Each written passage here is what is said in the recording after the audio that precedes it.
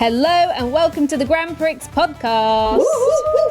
Now we are having our fourth race of the year. Yes, yep. And it is in Bahrain. And thank God it was a night race because it meant we got more than 5 hours sleep. Yes, thankfully. Apologies for the last delusional episode that we put out. Well, we are well rested, which means we will be coming to you with hopefully some more coherent thoughts and ideas and lessons for Reem. But as always, we start the episode with Izzy's quali lap. Oh my God, I'd forgotten about that. Okay, yes. Oh You my have God. one job. Yeah, I have multiple jobs. Okay. Oh God, I've been dipped into a vat of drama. Okay, so Piastri ended up on pole position for the Bahrain Grand Prix, and he did his lap in 1 minute and 29 seconds. Now, lest we forget, you have a 6-second time penalty. You do. Yeah. Okay. But okay, I'd like to also say though that this qualifying was like jam-packed with stuff that happened. And for that reason, I'm going to allow you to do it in the full quali time. Thank you so much. Because your inability to complete a quali lap should not mean that our audience suffers with less information. Feels like a rude point to make. But if you mess up this time, you get double the amount penalty for the next I'm doing this episode. for your benefit, please. You talk so fast I don't even listen to it. Listen back to it and slow it down. Right, 1 minute and 29 seconds. Oh, golly. You need to do well because, you know... Yeah, okay, you're putting pressure on me like I'm Jack Doohan, like chill, man. Like... We've got replacements lining up, ready to go. Busta Rhymes has already signed his contract. Okay, 3, 2, 1, go for it. In Q1, Max and Yuki had to bail on their laps, neither finding their car easy to drive. The McLaren boys Piastri and Norris then took over with lightning fast laps. Rookie Doohan put in a stellar effort to crack into the top 10, whilst both Red Bulls had their time deleting, leaving them scrambling. Max wasn't happy with his brakes and Piastri went for another run, while Hajar continued his impressive form, sneaking into the top 5. Doohan then shocked everyone by jumping into P3. Gasly also showed Alpine's growing pace with P6, and Lewis found some speed to go into P2. Just when it looked dicey, Verstappen pulled out a lap out of thin air into P3. Sonoda then edged out Lawson, who had a problem with his DRS, while traffic and a lock-up stopped Albon's chances of a clean lap. Joining the Q1 exit club were Hülkenberg, Lawson, Bortoletto and Behrman. Adding to the chaos, a late call to delete Hülkenberg's lap promoted Albon from 16th to 15th, which meant that he could have competed in Q2 but didn't get announced till Q3. Then came Q2, which was immediately interrupted by a red flag courtesy of Ocon finding the barriers in turn 3. Verstappen had another aborted lap, as did Hamilton, and in the tension of qualifying, Hajar pushed a bit too hard and punished his tyres with turn 10 lock-up. Russell needed to find a bit more pace to make it to Q3, while Antonelli lit up the final sector for a fantastic lap. Russell qualified his teammates. Gasly continued Alpine's strong showing, rocketing the top 3. Both Red Bulls found themselves down in P9 and P10. Sainz managed a brilliant lap to secure P6. Sadly for Doohan, Hajar and Alonso, their Q2 efforts weren't enough, and they joined Ocon on the sidelines. In Q3, Max wasn't happy with his terrible brakes. Russell then unleashed a super lap with his Mercedes to grab provisional pole. The Ferraris briefly led the podium spots until Piastri stunned everyone by taking provisional pole. Max struggled with oversteer, compromising his lap. Antonelli locked up in turn 1, losing precious time, and then had to have his first banker lap deleted for track limits. Lewis had the same fate. With the pressure mounting, both Antonelli and Hamilton had one final shot on fresh tyres. In a dramatic final flurry, Mercedes looked set for a 1-2, but Piastri held on for a sensational pole position. Leclerc slotted into P2, Russell with P3 due to his penalty. Gasly delivered an incredible P4 for Alpine. Antonelli ended up in P5 after his penalty, whilst Norris, hampered by a wheel spin, finished P6 behind his championship rival Verstappen in P7. Sainz took P8, while Hamilton had to settle for a disappointing P9, rounding out the top 10 with Sonoda after a very tight Q3 battle. That was very well done, but I'm afraid you are overtime again. Oh no. How much overtime? About 10 seconds. 10 seconds. I'll tell you what, let's just stop doing it. I can't, with that much stuff happening, I can't do it in that time. You did it so well for the first There two. wasn't as much going on then. That's true, to be fair, they were quite boring. Although Australia wasn't boring. Australia was a really interesting one. What happened in qualifying in Australia? Fuck knows. It was ages ago. That either I'm getting better at writing and I'm creating a story that's more there. I think you're writing so much more. But the storylines are evolving as we get into a season. I'm romanticising the sport for the love of the fans, and it's making my text longer. I'm stressed. Just filter, reduce the words. Don't be bitter, just be better. Hey, I'm trying my best. Now, with that said, shall we get into the race? Yes. Let's do it. Woo!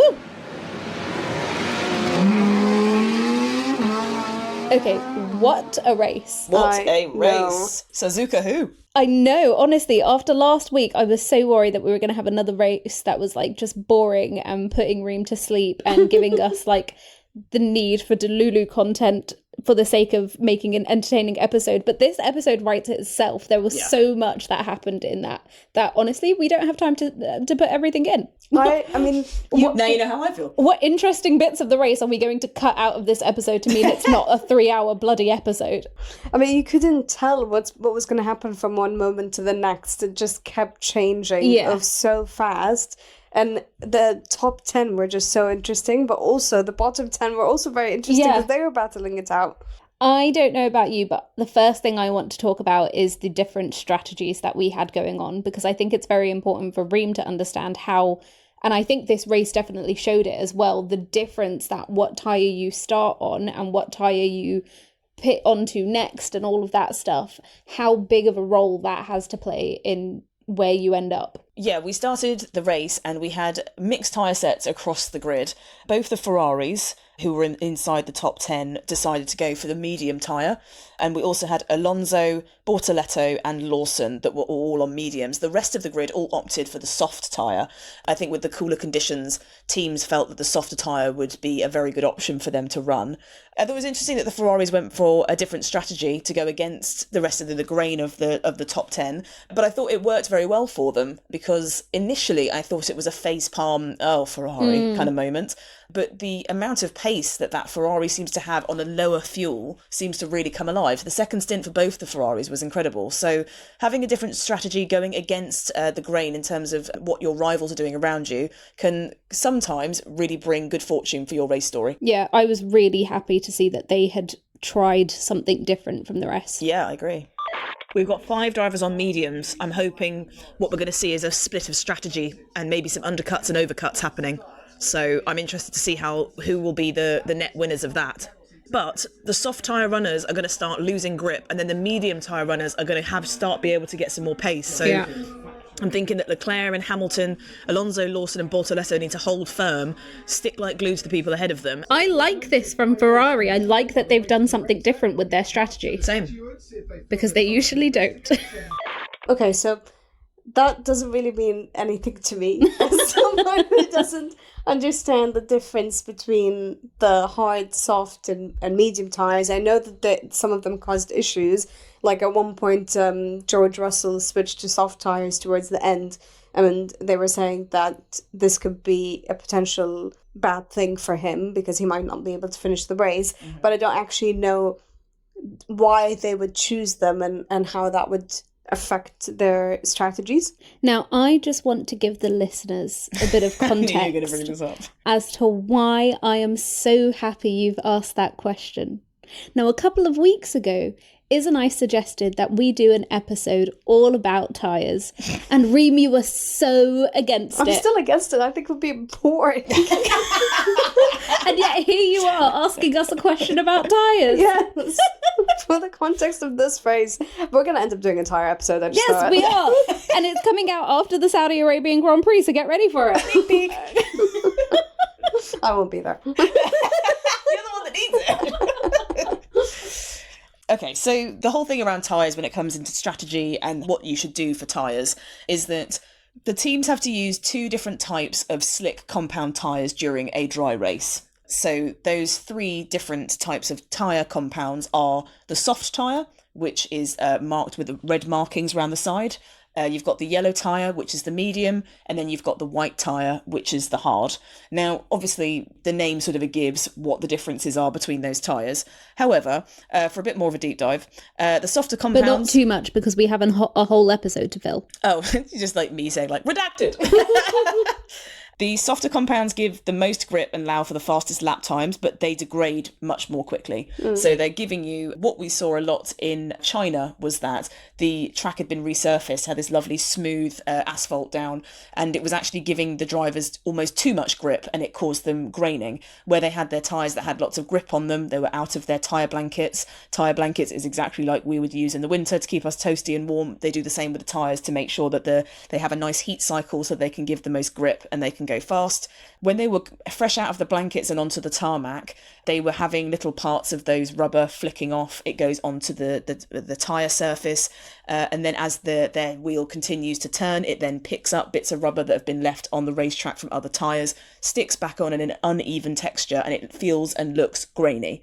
That then slows you down. You have a loss of grip and a loss of surface to the track. And then once you go through that phase and they start to fall off, your tyre becomes smooth and shiny again, and you then gain grip. The soft tyre does tend to do that. It degrades quickly. When we say degrading quickly, it is similar to that. You have a loss of performance because that bits of rubber are starting to fall off. You don't have the same level of grip and you're not able to go as fast. All drivers want is to have a good amount of grip from their tyres. Yeah, think of it like sandpaper. You know, if you're like sanding down like a table or something, and you start off with like coarse sandpaper, but the more that you use it, the smoother it gets. It's kind of like that. You're using a less coarse sandpaper, that's the soft tyre, so it kind of wears out quicker, and the more coarse you have your sandpaper, like the hard tyre, the longer it takes to wear down, basically. Okay, so what does this mean in the context of this race when you're saying, when you're talking about different strategies? Why do you think Ferrari went on mediums? Well, the tyres take different amount of time to like get up to temperature, so the soft tyres get up to temperature quicker, which means that you're faster off the line with the softer tyres, but they wear out quicker, so you'd have to pit earlier. But Ferrari on the medium tyre, their tyres wouldn't have been as quick on the start line, but they would be able to have gone longer without needing a pit stop, which is exactly what we saw happen. We had Leclerc and Hamilton leading the race at one point once everyone behind them had pitted, because everyone behind was on the soft tyres, and they were able to go longer. And basically it worked very well for them, because we saw, particularly with Lewis, he was able to make up places, and that would have been down to the strategy. Yeah, the medium tyre is it's the place where you meet durability with a decent amount of grip. So it doesn't have the same level of grip that a soft tyre would give you. The soft tyre obviously has the maximum grip and gives you the best instant performance, which is why they will run the soft tyre during qualifying, where they want to just have pure pace, best grip, best performance of those tyres. But the medium is the in-between. It's, medium, middle, whatever you fancy. But the Ferraris were great because what they did was essentially they did an overcut, didn't they? Yeah. So when it comes to tyre strategies and race strategies, you can do an undercut on your competitors, or you can do an overcut on your competitors. So we obviously, our race winner, Piastri, if he was sitting in P1 during the race before we've gone to pit stops, and we had our podium sitter, George Russell, in second, if George wanted to try and take the position of P1 over Piastri, he has two options. If Piastri decides to go and pit, let's say on lap 10, George can either pit at the same time as him, or he could wait. If he waits 5 to 10 more laps, however long he can eke his tyres out for, but he's pumping in really good sectors and he's able to get a lot of performance on track, Piastri would have dropped places because there'll be around a 20-second time loss for going off and pitting, so he'll be further down the grid. George will be released. He won't have Piastri in front of him, so he'll be in clean air, and he's just able to hit an empty road and just start pumping in laps.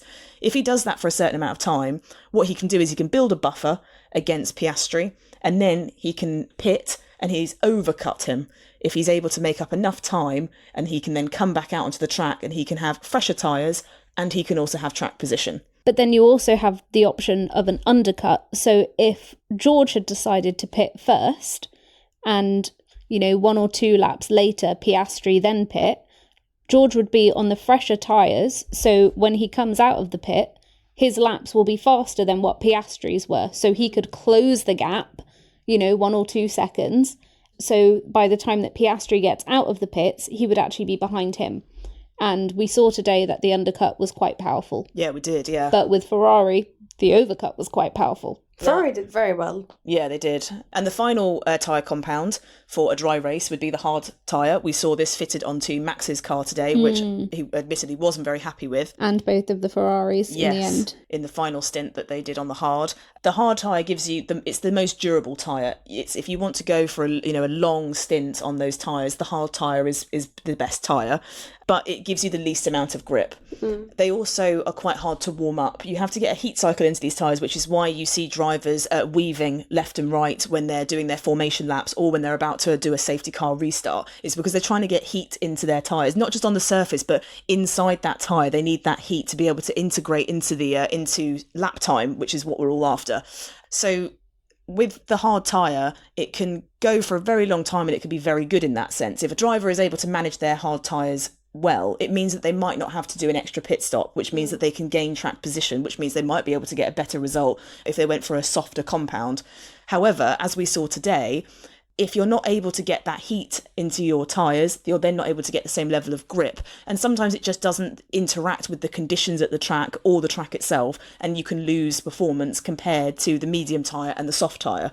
And with Max, unfortunately, he just struggled for grip. I mean, he was struggling with all over with the car. But what you saw today with Max is kind of a great example of when your tyres just aren't working for you. You saw Lewis even said, like, this tyre sucks. That's where you're in the thick of it. And tyres and how your car interacts with tyres can be the difference between you getting a podium and winning and you being out of the points. And this is why free practice sessions are so important, because it gives all of the teams a chance to test the tyres and to gather lots of data on what the car is like with each of the tyres. But a lot of the time, the hard tyre doesn't really get prioritised for testing. They obviously want to make sure that they know what they're going to be like in quali with the soft tyre, so they definitely test that one. And then the next one, because it is that perfect middle ground, is always the medium. So they tend to do less testing on the hard tyre, which means when you're coming into a race and you haven't tested different fuel loads on the hard tyre, it's a bit of an unknown. Yeah, very much so. Very much so. I mean, it adds a bit of jeopardy. And it's interesting because sometimes a lot of the top teams will be looking at the drivers further down the pecking order who have decided to go for a hard tyre that hasn't really been run during all of their free practice sessions. They will start watching whoever driver has decided to opt onto the hard tyre, and they'll be looking at comparatively before they pitted their times and after they've pitted their times to see whether their team should also pit onto that tyre. So there's a lot of guesswork, there's a lot of borrowing information here and there, but ultimately the tyres are a huge part of whether you can win or lose, as we saw today. Hence the need for a tyre episode. I mean, that basically was it. No, it wasn't. No, there's more we can say. Haven't even talked about the wet tyres yet.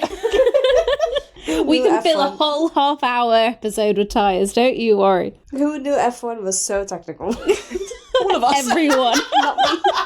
There's a bunch of people in cars. What are you on about? So does this mean the first 10 laps of the race, so many of them pitted early? Yeah. So many of the drivers. Was that because of the soft tyres? Because they were just running out very quickly? Yeah, exactly that. I mean, you always find, you have the excitement of the first few laps when people are doing overtakes and people are sort of finding their footing where they are slotting in position. But then you'll see this sort of lull where people aren't really overtaking. They might be slotted behind a driver, but they're, doing a little overtake attempt here and there, but they end up just sort of holding station. That is all done because they're trying to save their tyres. But as we saw with the first stint of that race, they weren't able to make the soft tyres go as far as they probably would have liked to, which is where Ferrari then holding station and not pitting was a bit of jeopardy. You couldn't tell whether that was the correct or the incorrect thing to do at that time. Turns out the medium tyre just worked a lot better for their car, but the soft tyre gave lots of them grip until suddenly it didn't. They kind of fall off a cliff, and suddenly those soft tyres, you can't think of anything worse than having to drive with them, where they first would offer you grip and heat and a wonderful amount of performance. Now you're losing time to others, and as you saw, the soft tyre runners were then under threat to people on the medium tyres and the harder compounds, because the people on the medium tyre, although there wasn't that many of them on the grid that did have the mediums, I think it was only 5 or 6 of them, they would all continue to have more grip as the soft tyre started to lose grip and then started to make them slide around, coupled with if you're behind a car that's blowing out all that hot air, all those aerodynamic, coolants and everything pumping out, it's just making you want to slide around. If you haven't got a tyre that's got any grip, you're going to slide around even more and you will end up going backwards. So yeah, we saw a lot of people pitting quite early this race, which was exciting. I felt like we had 15 laps in Bahrain and it was more exciting than the whole of Suzuka, which was nice. But we also saw so many of the drivers have different tires at some point. Like there was a point in the race when the safety car came out, and then they all went to pit. I think there was like a 1 second gap between all of them where they all went to pit. Yeah, and it would be like medium, hard, soft, medium, hard, soft. And it kept changing. Everyone was following a different strategy, which I thought was very interesting. Yeah, and Mercedes deciding to pit George Russell with 24 laps to go and putting him on the soft tyre when we saw people after the first stint pitting off the softs on, lap 9 to 15, basically. That was a brave move. And I was nervous, but he managed to hold on until the very end. He made those soft tyres survive, which I did not think he was going to be able to do. Okay, I don't care if your food is burning. I don't care if you've got people to talk to. No one blink until we've seen this safety car restart. We have got so many different cars on different tyres with different strategies, with different ability levels and different tiredness levels. Breathe. Sorry. There's nothing more exciting than a late race safety car with a very exciting grid with and very mixed strategies. This is so exciting. So the top 5 alone, so Piastri, Russell, Leclerc, Norris, Lewis, we've got medium, soft, hard, medium, hard. What a mix. The Ferraris are going to struggle getting their tyre temperatures up with a hard... They're going to struggle at the start, and then surely they're going to come back at the end.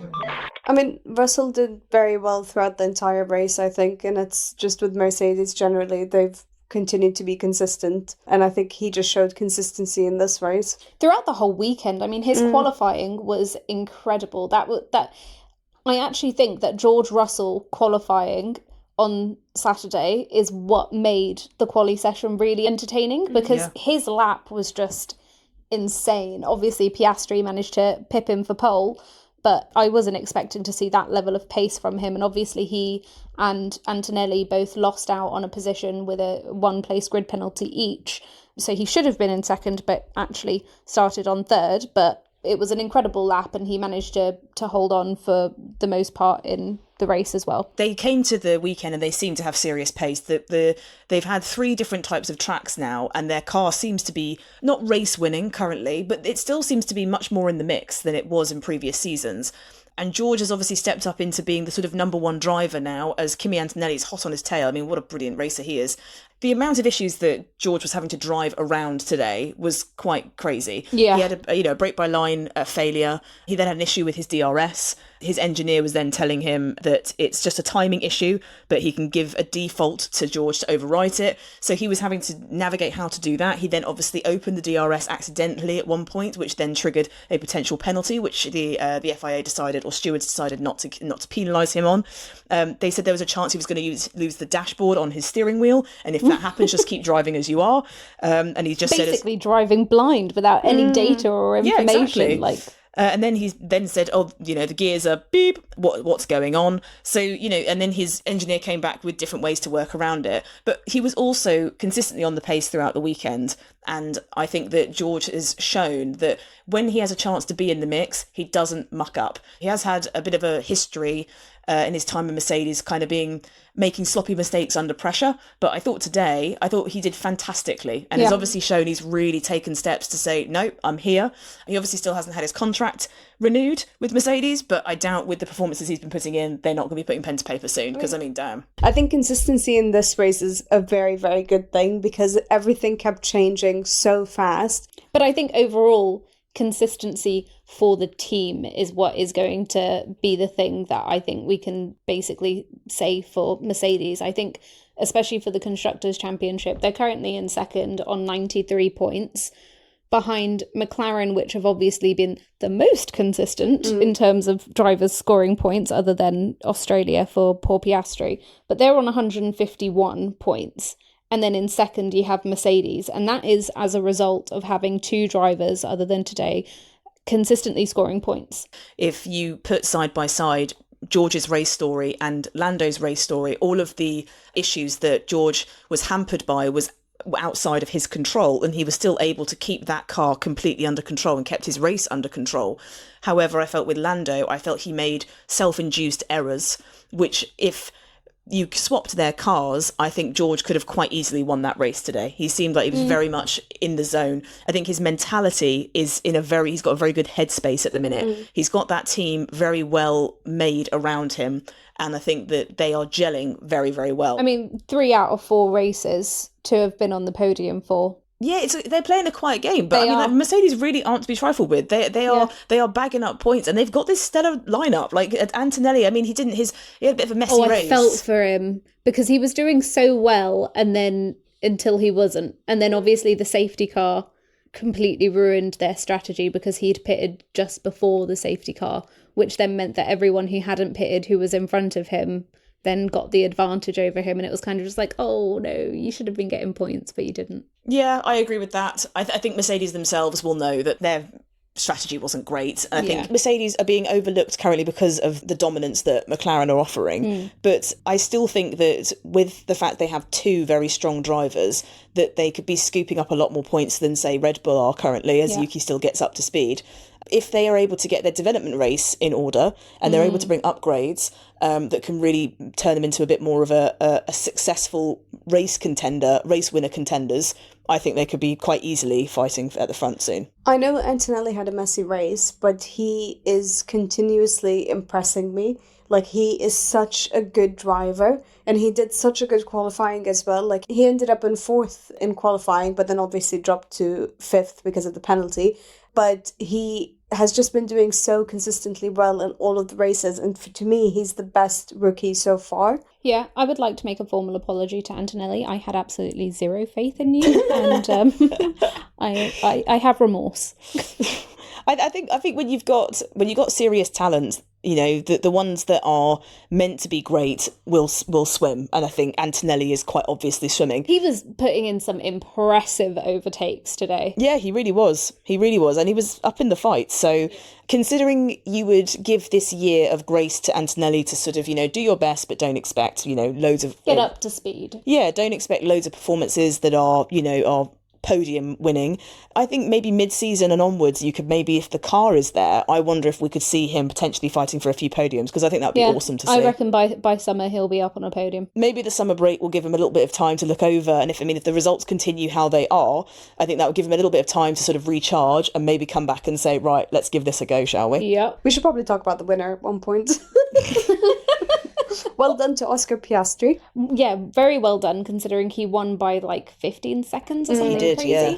I think it's always easy to say, well, he was just in front, we didn't really see him. That is what you call the masterclass. If you don't see the race winner because they have it totally in hand, and the only time you see him is when they're doing a pit stop, if that, that means you have done absolutely everything flawlessly. Yeah, I mean, even at the end on the last lap, you know, the coverage we were watching, they didn't even show him like enlarged crossing the line. Nice. He got like a small little overlay. Yeah, I can't lie. I didn't want him to cut to Piastri because I wanted to see if Norris could get past Russell. But you're right, we didn't give Piastri the main flowers we normally would with a race winner. But I think that shows how dominant. I mean, he's been on the pace all throughout the weekend. He's just been there, ready to go for things. Fred Vasseur was said that his prediction will be that it will be like a quali championship, which means that what might happen is that the importance of having one lap pace in qualifying, being able to convert a good qualifying into a race result, especially when we go to tracks as we saw in Suzuka where overtaking is very tight and the pack is really converging because we're on the last year of these regulations. All of the teams have somewhere or at some point been able to start getting ideas and copying a little bit of homework here and there. The field is just really tight. You see from McLaren to Ferrari to Mercedes to Red Bull, whilst they all have very different iterations of their cars and interpret the regulations very differently, the pack is so close when it comes to qualifying. 2 tenths can see you 5 to 10 places difference, and it's crazy. It's insane, really. And I think Oscar is having a brilliant season so far. Again, for him, 3 out of 4 races on the podium, and the only driver to have had 2 race wins. Yeah. Yep. He has won half of the races this season so far. Yeah. What's the difference in points between him and Norris now? Now, considering last week after the Japanese Grand Prix, Lando was on 62 points and Piastri was on 49, it's now 77 and 74. Damn. It's a 3-point. 3 Close points competition. between them, yeah. He swapped with Verstappen, who was second in the championship, 1 point behind Lando, and now Piastri's 3 points behind Lando and Verstappen is 11. So the difference one race makes is insane. As well as that, I think a difference one winter makes. When McLaren won the Constructors' Championship, one of the things that from Oscar's side of the garage they said they wanted to work towards was his qualifying performances. And since then... Lewis, take notes. Yeah, legit. But since then, Piastri's come back and he's been, his qualifying performances have been rather dazzling. And I think he's been able to get himself in a real rhythm. I think sometimes it's not all about having the fastest car, having this, having that, all of those elements. Sometimes it's about having momentum, having positive momentum, race weekend to race weekend to race weekend can kind of get a driver into a positive rhythm and mindset. And I think Oscar just seemed to arrive in Bahrain ready to go. And that performance and that telemetry has just continued. And look at him now. He's emerging as the championship contender for McLaren. Yeah, I know what I want to talk about next. Yes. Now, if you'll remember last week after the Japanese Grand Prix, It's all a blur, a chaotic blur. Well, I made you guys guess who the bottom 5 in the Drivers' Championships were, because there were 5 drivers that were all on nil point. Yep. There's now only 4. Ooh. Because Alpine have finally got points. Yes. With Pierre Gasly. I will just say a very sad day for Doohan, who came so close to points. Yeah. But he's still done very well. He did. He was running in the points for a very long time. He had his strongest and his highest qualifying performance. And I thought that the Alpine seemed to arrive this weekend with just a lot of pace in the bag, which I don't think anyone was expecting. I'm not even sure if they were expecting Right in time for Flavio Briatore's 75th birthday. It was always meant to be. But I think if you have a driver that's struggling, obviously Jack had a really big crash that happened last weekend in Suzuka. He actually had to be helped out of the car at the end because he had a lot of bruising and a lot of pain afterwards. He drove that race with a lot of pain and had aches and pains all over his body. But he was a complete trooper, got in the car and just got on with it. To arrive into Bahrain and then have a car that seemingly has a lot more pace in the bag than you're expecting. Gasly, he's a seasoned driver. He's done, he's had moments of having a car that's either been, podium worthy or race winning worthy. But for Doohan, he stepped up to the challenge and he was very close in terms of, being able to pump in some great laps for qualifying. So even though he was outside of the points, I felt that his race result doesn't reflect how good of a race he had. Yeah. If you know, comparatively to some of the sort of clunky overtakes and just bad fortune he's had. He kept it clean. Yeah, he did. And I thought it was a very, very good performance from him. But damn, Gasly's really, really, really Where good did he result. end up? In P7, getting 6 points. Yeah, that is very impressive. And he was P4 in qualifying. Yeah. Yeah. Like, they've done very well, considering the first 3 races, it was kind of like, where is Alpine? Yeah. Why are they at the bottom? But, Kick Sauber was doing better than that. Yeah. But now all of our 10 constructors have officially got points on the board. Wow. And we've had a little mix-up between Haas and Williams coming into this race.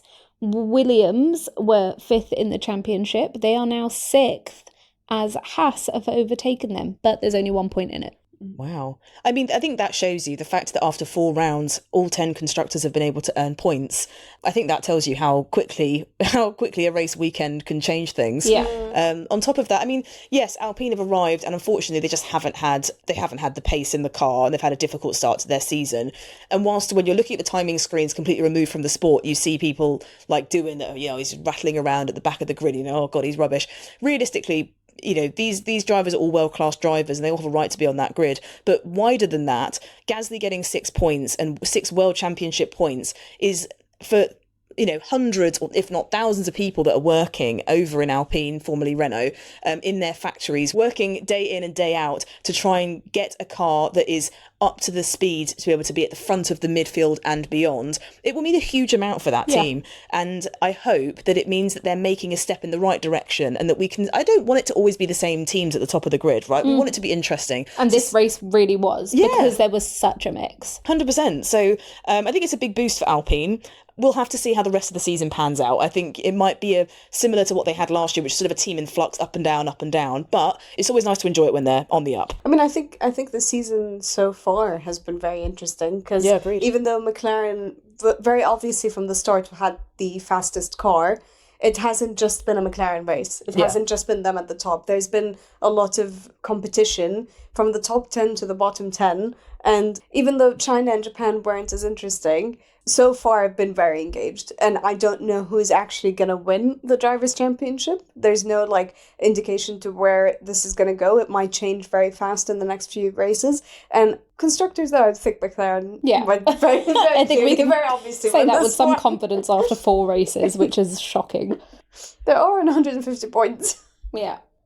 Another rookie that I was very impressed by this race was Ollie Behrman in Haas. Yeah. Because he qualified in P19. I thought it was P20. 20. Isn't it? I think he was 20. He came 20th and he moved up 10 places and he finished 10th. Yeah, that is crazy impressive. He's done very, very well. Lewis Hamilton was given driver of the day. He was. I don't actually really agree with that, to be honest with you. No. I think Lewis is a great, he's a Sunday man, he's a great racer, and he's been in the sport for many years, and he's had many a good Sunday, but I didn't think that today was an especially amazing race compared to what he's achieved in his career. But for Ollie Behrman to go from the back of the grid all the way up into the points and to win a championship point with Haas, I think is 100% drive. What the fuck else are we going to be putting driver of the day for? What is the criteria, people? So yeah, I think Ollie Behrman was just he turns up and he's a great qualifier. He's able to drag that Haas and get it to wrestle with it until it behaves, and he's able to find some real pace with it. But also the Haas car from first race until now seems to be really gunning up there. So we've seen Ollie Behrman as he stepped in Ferrari. He had a great performance there. He is a great racer. He's a sound racer, and it's nice to see him being able to wrestle that car up into the points, because that's what it's all about. So we'll have to see. I don't think his future will be him driving in a Haas for the rest of his career. Put it that way. I think with Lewis, it's very bittersweet watching him race, because I know about his legacy. I know he's been in Formula One for 18 years now. I know that he's a great driver and he's won many, many championships. But watching him in Ferrari has just been disappointing, if I'm being honest. Yeah, there are a few talking points around Lewis and also Ferrari currently. Earlier in the week, there was an Italian news article that came out, which I had to translate on Google. So to all of Italy and anyone who is in the UK that also knows Italian, apologies. Was it also written like poetry? It was, yes. The headline for it was "Ferrari behind the scenes, Leclerc can't take it anymore and lashes out. From now on, I'll decide." Oh, I like a man in charge. So it basically went on to say that Leclerc said to Vasseur and top engineers, "Enough, I'm going my own way." And that Ferrari has been hanging on Lewis's every single word since he stepped foot on the sacred soil of Maranello. I don't know if that's what it actually said, but fuck it, I love it. It's giving High School Musical too. It is. Ferrari is technically divided into 2 separate garages. Now, Charles in Bahrain basically said, "I don't understand how these rumours were born or what was said. What I actually said was, which I will reiterate here, is there are no negative things. There is direction that I've decided to take that I've found very interesting to work with, in which I would like to continue pushing. There is nothing of what I have seen and read about, and the fact that we're going down very different paths." It sounds as though Charles is trying to minimise that, but the story hasn't clearly come from nowhere, unless it has. But I don't think it's come from nowhere. There's no smoke without fire. Exactly. And then in Japan, Lewis told media that throughout the first 3 races, there's been a bit of a deficit between both sides of the garage and on an element of the car. So on my side, something's underperforming, so it's good to know. I'm really hoping that when that gets fixed, I'll start getting a bit better results. So Lewis kind of alluded to this issue, that the component on his car that seemed to be faulty or wasn't fitted correctly, that was hampering his ability to have the same level of performance in his car as Charles did. You can't put out just sort of vague plot points into the ether without there being a real understanding of why you're saying that. And he then said today that he's working with Ferrari, use a different type of brakes that he used to work with in Mercedes. He's having to learn that he has to drive the car in a very different way. He's obviously using a different engine. He's normally had a Mercedes engine. He's now moving to Ferrari power. And he's basically saying, I'm making it harder for myself. I need to find a way to work with it as opposed to work around it. And a former F1 driver, Christian Danner, told AVD Motorsport magazine that he doesn't think it's clever to make such cryptic accusations against the team, which are basically along the lines of, you didn't give me one component and that's why I'm slow. I think no matter how difficult it is for such a superstar, he has to bite the bullet and see how he gets on. He also reckons that it's Hamilton being a bit stroppy. Oh, and that it's one of two problems that Ferrari currently face. The second one is that the car is too slow. So, Christian Danner is basically saying two problems: car's slow and Lewis Hamilton. I can see where these comments are coming from. I can understand it, because I think Lewis is I think he's trying to highlight the issues he's having to explain why he's not fighting at the front. Well, my car isn't the fastest car and I'm still getting up to speed. However, how it's coming across to fans and to people like us is that we had all this amazing promo for Lewis going to Maranello. It was hyped up. Everybody and their mother was talking about Lewis going to Ferrari. The mafia photo outside the house. Yes. All of it, all of the marketing, all of it. I mean, the shares for Ferrari went up. There was this excitement for these two amazing... I mean, Lewis is a brand, and Ferrari, one of the most successful brands in the sport, coming together. What we've seen in reality has been a shower of shit. And it hasn't lived up to the hype. And I think that Lewis is incredibly self-aware about that. Yeah, I mean, he... In the interview after the qualifying session on Saturday, even Lewis said, it's down to my performance. Yeah. I just wasn't fast enough. So he's definitely recognising it as well. But this is a man I've watched this man be one of the best qualifiers in the sport. It's bad branding. I don't know where this has come from, that he's just suddenly unable to put in a good qualifying lap. But speaking of bad branding, I think we should also talk about Lando Norris, because he is always the first to criticise himself. Yeah. And, I mean, his performance today wasn't bad. No, it was sloppy, I'd say. It was sloppy, yes, but he's done worse. This isn't his worst driving. Yes, he could have been better. Yes, he could have maybe had second place. He did get 3 warnings. He got track limit warnings. And he also got a penalty, but, I mean, the penalty didn't end up impacting him at all. He ended up having to give a place back to Lewis, which slowed him down as well. Okay, you guys pick the Sorry, I'm just giving you the facts. But my point is, he's always the first to, in interviews, criticise himself. And I personally think that he's kind of saying it so that no one else says it, but no one else was going to really say it as harshly as he is. And after qualifying, he qualified in, 6th place? Yep. After qualifying, he said, I felt like I had never driven an F1 car before. That is a crazy statement for someone who is currently, and has been since the start of the season, leading the Drivers' Championship. Yeah. I think it's more than him not performing well in the car. I think he is experiencing that mental battle again, and he needs to overcome it. And it is such a huge part in winning a Drivers' Championship, is overcoming that mental battle. And especially if that championship is going to be won over someone who is also in your team. Between Lando and Lewis, the way I see it is kind of like different situations, where Lando is very much in the running for the Drivers' Championship, and he's losing out to his teammate. Piastri is the one who won the race. I think I would get why it's a lot more frustrating for him, and that's why he'd end up being a lot more critical and come off as a little bit of a brat on camera. But then with Lewis, the way he speaks seems defeated. But he's not even competing. But I don't think it is that different, because if you think about it, Lewis is the most successful F1 driver in history in terms of race wins and total number of points and championships. He's tied in first with Michael Schumacher. But he is an incredibly successful driver, and for the last few years, he has been being outperformed by his teammate, and I think that is a huge thing, because that will hurt his ego, it will hurt his pride, but it will also make people question whether or not he is actually, past his prime, and he definitely doesn't want to be. So why are you kind of in the press saying essentially that you are, because now you're just no longer fast enough? Well, I don't think that Lewis is slow. I don't think he's slow. I think that he is in an era of drivers that are all exceptional qualifiers. If you look at Charles Leclerc, amazing one lap pace. I mean, both Lando and Piastri are both, really bringing out, the big guns when it comes to quali. And then you have all these different rookies as well that come out. Kimi Antonelli is turning out to be a brilliant qualifier. Ollie Behrman, Isaac Hadjar. I think where he's fighting around all of this stuff where it's all new to him, I think that there's others that are stepping into a car for the first time and they're just ragging it around the circuit and giving it everything that they have in it. I think there is also an element for Lewis. He doesn't need to be racing anymore. If he wants to prove the point of getting his 8th, I personally think that is over with. I don't think Lewis is going to get his 8th championship because I don't think he deserves one. I don't think that he's driving to a level that is going to get him a championship. Yeah. And others around him, like people like Piastri. Piastri is going to be, in my opinion, a championship winner. Maybe this year.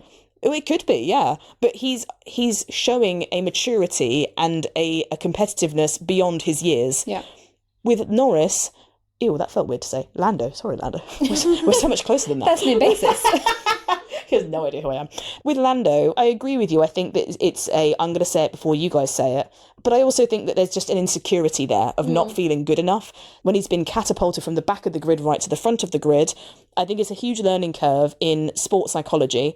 And if you're Piastri and you've just won this race and you're hearing Lando say, I'm just not good enough, Piastri will be like, nah, you're great, mate. But he'll go back to Mark Webber, his manager, and be like, we're going to win the championship. We are in his head rent-free. Exactly. He's not mentally strong. He's not saying, I'm going to come back stronger, don't you worry. He's saying, oh, yeah. And his team, McLaren, are a very nurturing team. They will rally around Lando and they will boost him up. And he'll come back, his happy-go-lucky, cheeky-chappy self next week, and he will be ready to attack the weekend. However, someone like Piastri will have been bolstered by the fact he's just won a race, and he'll see that little bit of weakness, and that will give a couple of points to Piastri to say, I think I can beat this guy. Because on a day where it doesn't go all his way, look at how he acts. I can get him. So I think Lando, for his own good, I'm not saying that him being hard on himself or him being open and transparent with the media is a bad thing. I'm just saying in terms of sports psychology, he needs to stop giving the upper hand to his literal teammate. Yeah. So from McLaren to... I think we need to talk about Red Bull. I think it's only right. It's time. Okay, Red Bull it is. So first of all, as much as it pains me to say this, Yuki Tsunoda scored points for Red Bull, which is the first time this season that the second car has scored points. Woohoo! Yay. Woohoo! Why are you saying it like that? Because Lawson didn't get any points. Oh my gosh! Stop being the anti-Ream. That's just inverting the point she has. You can celebrate Tsunoda. I just want some sort of redemption arc for Lawson. I know we're meant to be talking about Red Bull. We are meant to be. It's not his redemption this episode. I know. Very well aware. 15-second penalty. I know we're meant to be talking about Red Bull, but let me just get on my soapbox about Lawson for a second, because I feel so bad for him that it is insane, because he has gone from being in like such a high up team to now doing fucking lip sync TikToks, and it hurts me to watch it. No, they're not bad. I like them. They're entertaining. But from like an ego point of view, where you were Red Bull racing, driving alongside the reigning world champion, to literally lip syncing to fucking Keeping Up with the Kardashian quotes, it's embarrassing. I think it's just building his reputation back up and making him more of a likable person. It's a meme.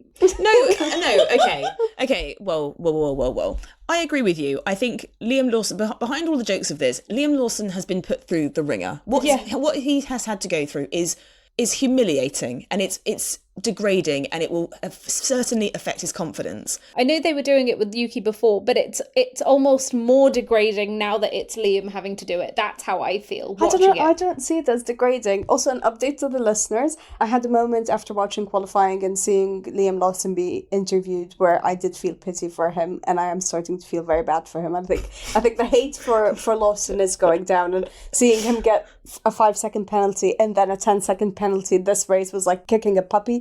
Almost. Because like he was already scoring no points. There was absolutely no point of him getting the penalty. But I disagree with you saying that it's degrading. I think he's found a team that is trying to lift his reputation back up and lift his spirit back up. I think them doing those TikToks is actually quite cute.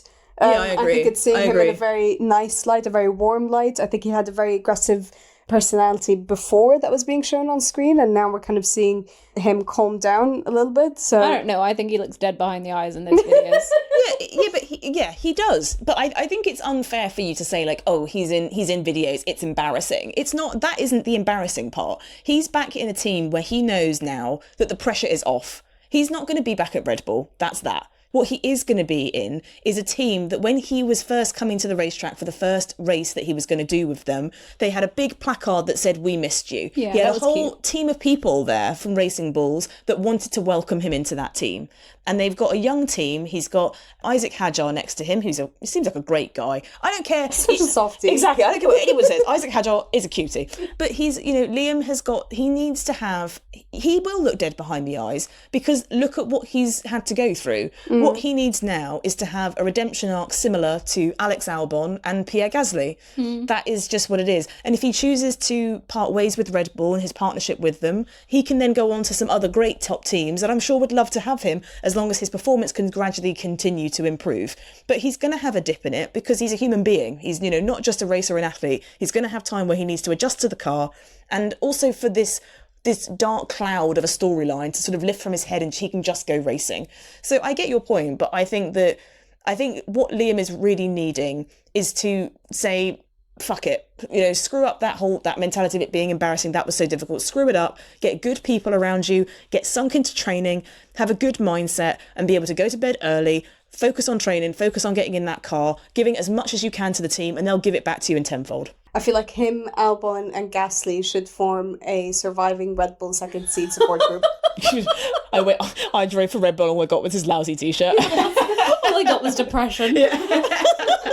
I get everything that you're saying, but the vibe it gives me is like during the Free Britney era, where she was like posting all of those runways and like the dance videos, and everyone was just like, oh my god, look at her, these are the signs that she's asking for help. That's what I see when I watch those TikToks. You know what I think, Nav? I think you're just not on TikTok. Yeah. You just don't understand the trends. It's a cry for help. Okay, anyway, moving on to Red Bull, the dishes of depression and sackings. Yikes, that's not a nice intro. Well, they didn't have a nice race. Yeah, no, they didn't. They really didn't. Once again, the RB21 seems to have been a very big handful to have dealt with for both Yuki and especially Max. He obviously started in P7, right behind Lando Norris. He didn't seem to make much of an impression in terms of the pace wasn't really there for him. He then went on lap 11, I believe, onto the hard tyre. He then had an issue with his pit box. He drove down the pit lane into his pit box and they then fitted the tyres. He decided to go onto the hard tyre and then the green light didn't show. So it was an automated thing. It's a sensor. So it should go off automatically. It didn't go off. So he then was waiting there. I'm assuming someone in his radio told him, don't worry about the light, go, which cost him time. But the slow pit stops hampered both Max and Yuki, cost them a place. Max was saying on lap 18, I've got no tyre grip at all. He was overtaken by Antonelli. Antonelli doing great, but Max was really struggling on those hard tyres. On lap 23, Max was radioing in saying, I can't even brake anymore, it's ridiculous. So even more brake issues. They replaced his brakes ready and ahead of the Grand Prix, and still he seemed to have a lot of issues with him. Lap 27, he decides to pit, but he has a slow pit stop as his right front tyre didn't seem to want to come off, and he went on to the mediums, but he had a 6.2 second pit hard stop. to watch. It was, this Red Bull have known for how fast their pit stops are. Yeah. They've routinely won, fastest pit stop of the year for different seasons across the years, and seeing a 6.2, I felt sorry for Max. What else could he do, for God's sake? He then didn't pit underneath the safety car, I'm assuming because Red Bull were too scared. Yeah, fair. He then got a black and white flag for track limits. And then on the last lap of the race, he also overtook Gasly on the final lap to finish in P6. It was a damage limitation day for everyone down at Red Bull Racing. Now, the talking point I want us to discuss now is there is a rumour that's going round that currently after this race in Bahrain, there is an emergency meeting amongst some of the top figureheads in Red Bull to be talking about their lack of Max is performance. fired next. But there is talk that they are having basically an emergency meeting. We already know they had an emergency meeting to try and get a swap between Liam Lawson and Yuki Tsunoda, and that ended up being true and it was actioned.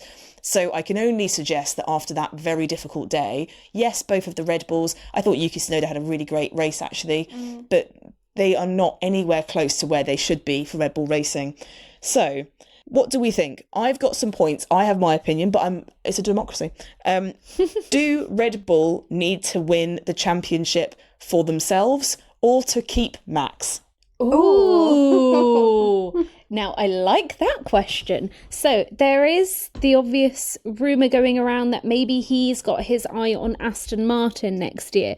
Now, this was stirred up again. Obviously, we knew that this was a possible talking point with the fact that Adrian Newey has gone over to Aston Martin and actually has a bed in their factory so that he doesn't have to go home and can just sleep when he gets tired of working. That's litigation. Which is...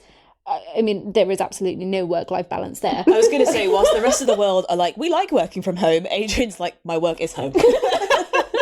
So obviously there was the rumour that he might be thinking about going to Aston Martin because Adrian Newey was going to be there. But there's also, since Japan, been the rumour that maybe he's going there because they are going to have a Honda engine next year. Yeah. Red Bull will be partnering with Ford as they start to create their own powertrain called Red Bull Powertrains. And Aston Martin have decided to ditch Mercedes, and they're instead going to partner with Honda, they've been enticed back to the sport with the idea of having sustainable fuel, which is what the next set of regulations will be targeting around to try and make it greener.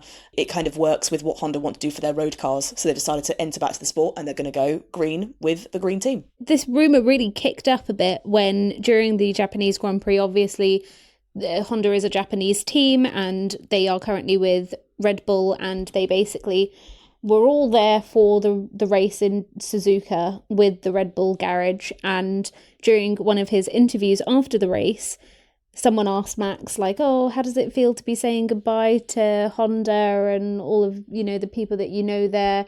And he said something along the lines of, well, maybe it's goodbye for now. I don't think it will be the last that I'm seeing Honda, which is kind of, stirring the pot a little bit, that maybe, it's another bit of incentive for him to go to Aston Martin. Can I say a point, but I don't actually know how valid this is, because this is coming from... Sure, we all do it all the time, go for it. From a rookie F1 fan. Do it. But I think there's no doubt that there's an issue with the Red Bull cars. Yeah. And I think this race, to me, showed that the reason the Red Bull car seemed like a great car, it seemed like a very fast one, was purely down to Max's driving. I think it's just based on how skilled he is as a driver, but even he has limits.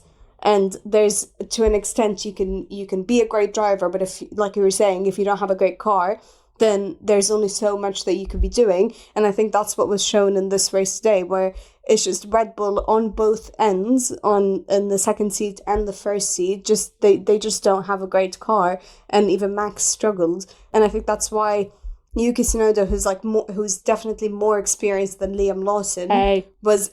I mean, that's just factual, actually factual. But he has a lot more experience than Liam Lawson. He came into the Red Bull second seat, and he's been able to bring in more points than Lawson has, and he's been able to do a much better job in the second Red Bull seat, but he hasn't done that great because it's still a Red Bull car. So... Well, he's only got 1 point. Let's not get ahead of ourselves. Still 1 point more than Lawson. That's not even hating on Lawson. But, sorry, my point is, I think Red Bull needs to fix the issue of its cars ASAP. No shit, Sherlock. Because That's not answered my question at all. I don't know where this point's actually leading. Okay. Well, I'll give you, as Reem has not been able to deliver a good point, I will give you one. So, obviously, the 2026 rule change is highly likely to completely change the pecking order, and it's still very unknown. We get sort of whispers and rumours and articles here and there of, oh, such and such team are feeling like they're really ahead, ready for these regulations, and oh, this team is, they can carry on working in their 2025 season because they're well ahead with 2026, but we don't know which team is going to come out on top, which engine manufacturer is going to get it right. But Mercedes have always been great in this sort of hybrid era, and that is what we're switching more to as we go into 2026. However, Honda were able to bounce back with their late entry into the hybrid era, and they were able to be dominant by 2021. So with the fact that Red Bull going into 2026 are going to be a complete newcomer into the engine game, and the fact that Honda are now going to Aston Martin, Adrian Newey has left the team and has gone over to Aston Martin, and you do have a feeling that you wonder if Adrian Newey was there, would those issues be able to be fixed? You will never know, but you kind of wonder. This great designer they've had for so long, they had such a great momentum over the last few years. Max also didn't like the way that the team dealt with Liam Lawson. He didn't want him to leave the team, and he didn't get listened to about that. And realistically, in this situation, they should be keeping Max happy.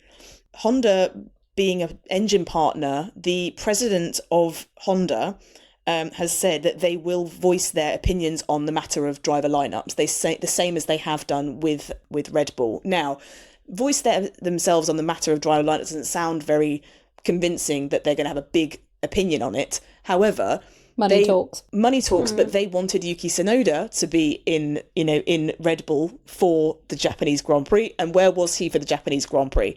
If they would like to have Max or Yuki as part of their driver lineup, they are very well within their right to be listened to because they're giving them the engine. So it entices this idea, coupled with the fact that over the winter we had rumours that Aston Martin were going to have a $1 billion deal to move Max over to Aston Martin.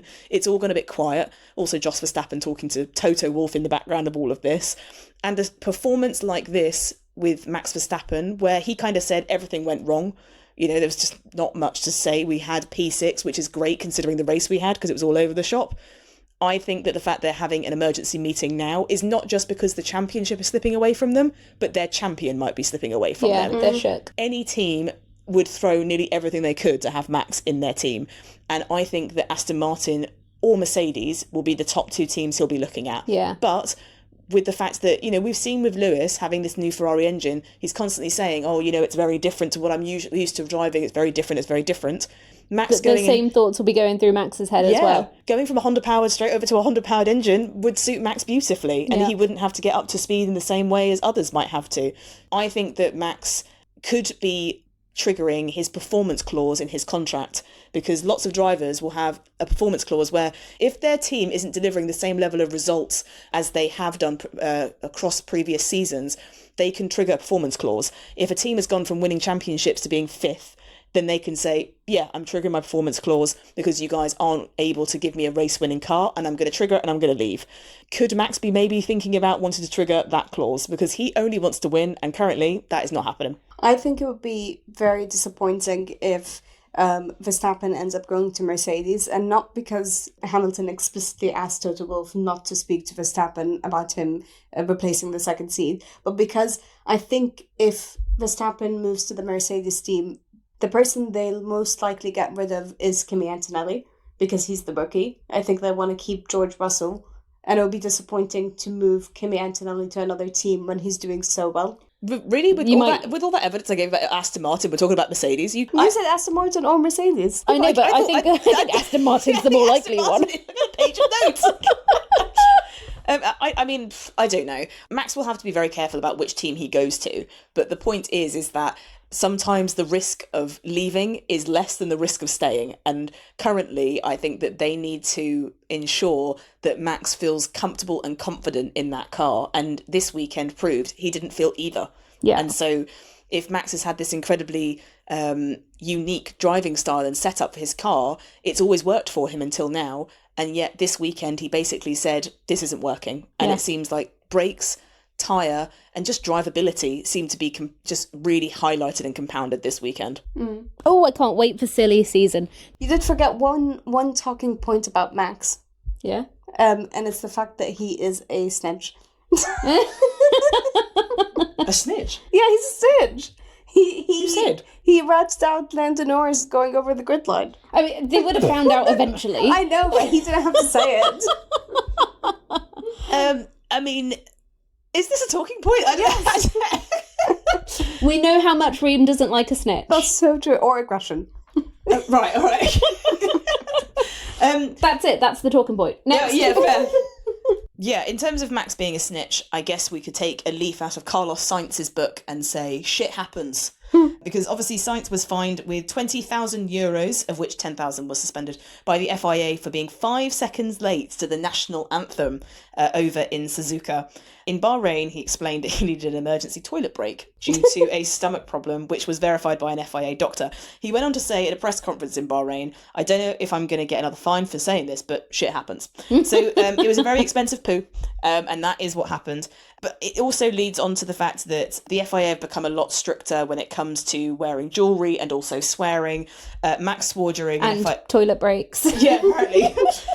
Max swore during an FIA press conference ahead of the 2024 Singapore Grand Prix and was ordered to do community service. As a result, yeah. Charles Leclerc was fined £10,000 for an inadvertent use of the F word in an FIA press conference during the 2024 Mexico City Grand Prix weekend, and FIA protocols say that media delegates in attendance at the Grand Prix determines whether any incident should be forwarded to the stewards or not, but the FIA media delegate in Bahrain chose not to do so based on the lengthy conversation that followed with Sainz. So whatever Sainz did, he obviously charmed them, talking about his Williams. The same way that he has charmed Reem. Exactly. Yes. Reem's like, I get it. Also, what you're saying is that the press delegates are actually the snitches. Yes, exactly that. Damn. And Max. But this this comes after a sort of a bit of a storm of controversy from the FIA president, Mohammed Ben Sulayem. And he is a bit of a controversial figure with some of his decisions and the way that he's guided some of the decisions around F1 recently. Under his direction, the FIA has been threatening F1 drivers with race bans for repeated swearing and really clamping down on, a nose piercing that Lewis had, which just, was not a problem, but he made it one. Several high-profile officials have recently been removed from their roles, and Ben Sulayem himself has come under fire for historic, problematic comments about women's intelligence. Which this podcast does not stand for. Yeah. He was also investigated and exonerated after allegations that he interfered in F1 race official decisions. And now the FIA's deputy president for sport, former WRC champion co-driver Robert Reid, resigned, saying that when I took this role, it was to serve the FIA members, not to serve power. Over time, I have witnessed a steady erosion of the principles we promised to uphold. That is damning. Very damning. So Robert Reid is the guy that helped run, for election with Mohammed Ben Sulayem, and they were hoping that together, in a little mini coalition, they could put forward all of the things that they said they would do during getting voted in, and they could action all of them throughout their time as vice president and president of the FIA. What has come to light over the last few years is that Mohammed Ben Sulayem isn't doing any of that, and he's actually tightening things up, and if people disagree with him, they're seeming to lose their jobs. And we've seen this happen a few times with surprise resignations coming through for members of the FIA and also stewards. And George Russell, who heads up the Drivers Association, he's sort of said that the drivers don't feel like they have any transparency about who is running the FIA and who's in charge, because they're not really privy to it, even though they are members of the sport and they should be allowed to know what's going on. Yeah. So although there's a lot going on in the background, there is a huge amount of politics that comes into Formula One, and it's sad to see that Mohammed Ben Sulayem seems to be clamping down on things like swearing when there's plenty of other issues within Formula One that could be getting sorted but aren't. Yeah, I completely agree, and I think there's been a lot of controversy surrounding his sort of position and what he's been doing with it. I mean, the swearing and the piercings and stuff like that. And the toilet breaks. And the toilet breaks. I mean, these are grown men, for God's sake. They are not in school. They're adults. Yes, they are adults. They are allowed to decide when they go for a shit and when they have their body pierced and what sort of language they use. Obviously, if they were saying something extremely offensive, then yes, they should be called up and punished for doing so. They're swearing. They're all grown-ups. They're also in very high pressure environments. Yeah, and they're exactly. very passionate. So it's completely normal for them to be swearing. Yeah, but to be treating them like children is just something else. And it's completely correct, as Robert Reid said. It is clearly down to power, and I think it's also down to image as well, because there's no denying that since he has been in power, there has been a much larger focus on securing races and also sponsorships from companies and countries in the Middle East. And that, in and of itself, opens up this whole new form of controversy. And, I think it was mainly spearheaded with, Lewis Hamilton and Sebastian Vettel, who both have historically in races where there are, taking place in countries where there are anti-LGBT laws, for example, where they would both have custom-made helmets featuring the Pride rainbow to show that they are in solidarity with LGBT rights and stuff like that.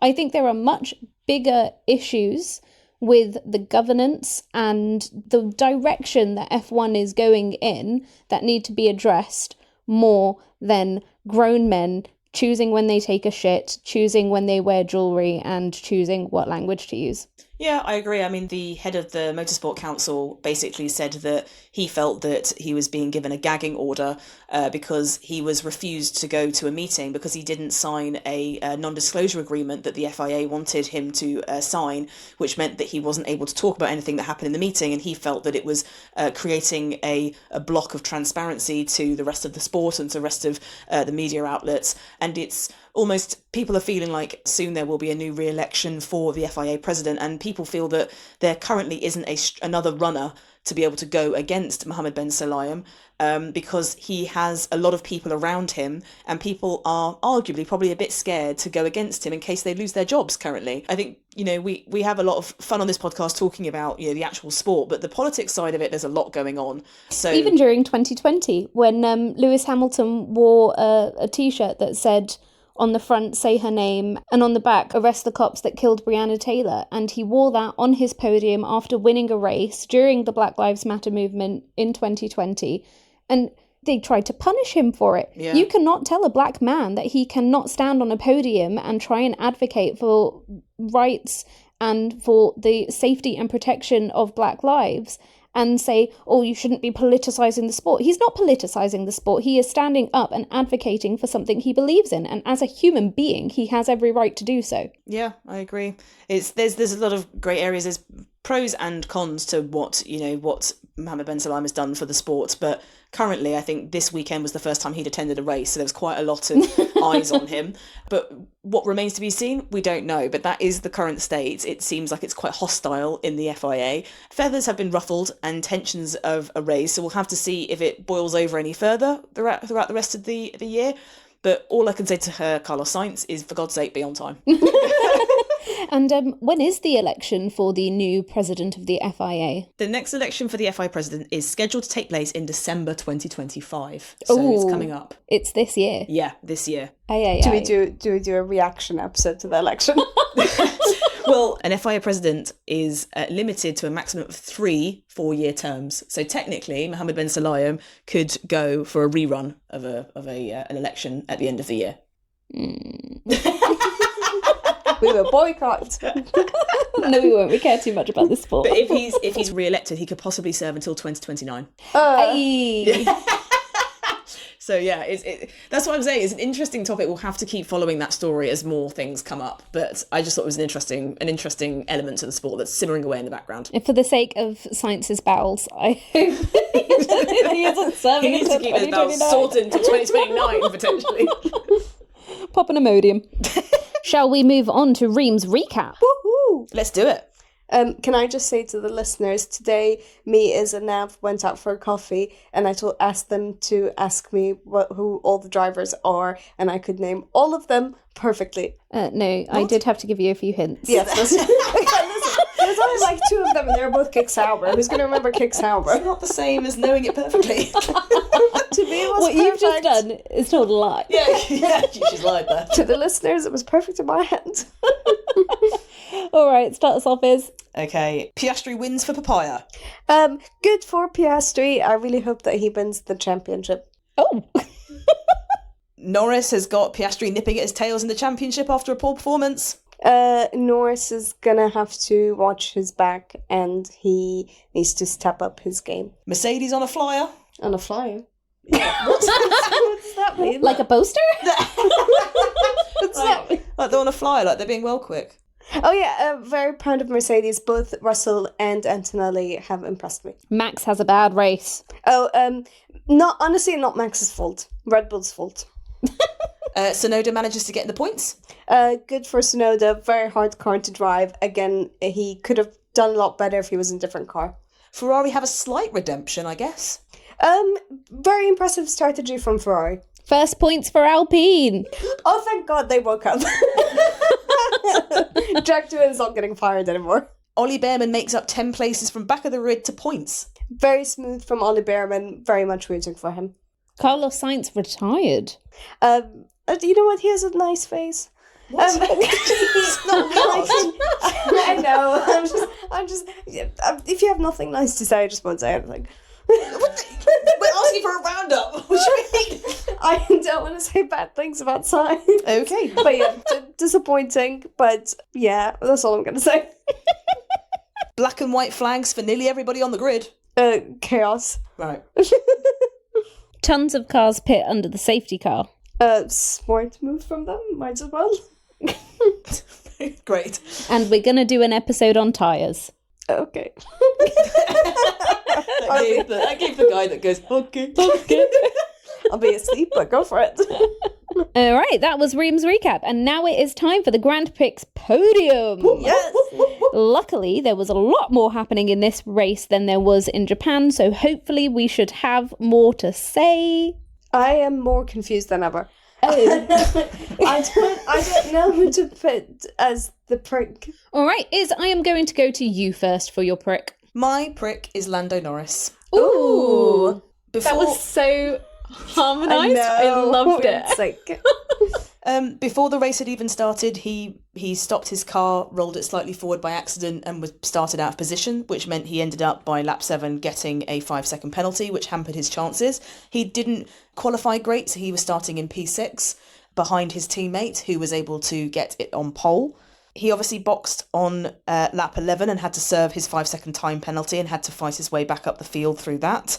He had to give a position back to Lewis Hamilton once he'd accidentally done it outside and taken all of his 4 wheels off the track, so he had to gain the position back just to overtake him again, which cost him a lot of time. Then he had the Ferrari of Leclerc and Lewis coming back at him when they decided to pit later. And he had his engineer saying, like, don't worry, your pace is good. It's just that, the Ferraris have fresher tyres. He then was trying to fight with Leclerc, and he then went off track and ended up locking his tyre up, and Leclerc kept the place. It was just a sloppy race from Lando, and I feel like with the car they have that's so dominant, he's got a very quick teammate. He's got Max Verstappen breathing down his neck, even though Max has not got a dominant car in comparison. I just think race weekends like this, where he could have maximised it, I felt that he ended up making a lot of mistakes, which cost him dearly. So I think out of all the performances we've seen from him this year, this was the worst. Yeah, fair. Brie? yeah, I think I agree with you on this. You're right. He made a lot of small and stupid mistakes throughout the race, and it did come off sloppy. Yeah. I wasn't going to say Lando because I thought that, even though he didn't do brilliantly, he qualified poorly but made it onto the podium anyway. But then when I was trying to defend him to you guys earlier in the episode, and you brought up all of those things that you've just brought up again now, there's no defending it. Yeah. You came with receipts. Thank you. I did. We've got a unanimous decision. Lando Norris, sorry, you're a prick. Yep, I think so. All right, moving on to Grand. Ream, starting with you. I'm going to give my grand to Ollie Behrman. I think very good shout. Yeah, he did brilliantly this race. He moved from P20 to P10, and he just did it very smoothly. I think he's a great driver, and I think he should have been driver of the day, like you said before. So I'll give it to him. All right, Iz? My grand is Charles Leclerc. Charles was able to find pace in that Ferrari where you saw flashes of it, but I think that Charles was he gave everything he could into that lap, and he qualified brilliantly. And on top of that, they brought a new floor to Bahrain, which they were hoping was going to give them a little bit of a step in the right direction. Those upgrades seem to have been working correctly, but there still is a bit of a gap. But Charles was adamant on doing the wrong strategy call, and he was sort of a bit like, not Bravo, Delta. But actually, Ferrari didn't listen to him, and that was the right thing to do. But I thought that he had a great race, and I thought that his overtakes were very clever. He defended beautifully against Norris. And if I'm being honest, if you were a long-term Ferrari fan and you'd been, rooting for Charles, and then you saw that Lewis was getting all this attention, you'd be thinking, what about my man Charles over here? He is delivering points for the team currently. He's doing well. He's doing the Lord's work. So I think that whilst Lewis is still getting up to speed, I thought this weekend, I think Charles did a brilliant job with a very difficult car. All right, this one is going to have to be discussed later because I am going to say someone different. So we're going to have 3 different drivers up for the running for Grand.